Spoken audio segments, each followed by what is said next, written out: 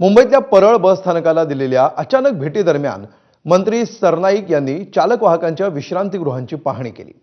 यावेळी विश्रांतीगृहामध्ये अनेक ठिकाणी दारूच्या रिकाम्या बाटल्या आढळून आल्या। तसंच काही कर्मचाऱ्यांकडून मद्यपान केल्याची दुर्गंधी येत असल्याचंही निदर्शनास आलं। या गंभीर प्रकारामुळे संतप्त झालेल्या मंत्री सरनाईक यांनी कार्यालयामध्ये उपस्थित वरिष्ठ अधिकाऱ्यांना चांगलंच धारेवर धरलं। तसंच कर्तव्यावर असताना मद्यपान करणाऱ्या एसटीच्या चालक आणि इतर कर्मचाऱ्यांना कोणतीही तडजोड न करता तातडीनं निलंबित करण्याचे सक्त निर्देश दिले।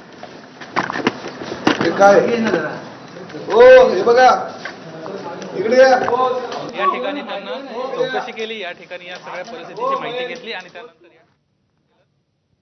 फार चुकीचं आहे। आम्ही कर्मचाऱ्यांसाठी अहोरात्र मेहनत करणारे आमच्या अधिकाऱ्यांना वेठीस धरतो।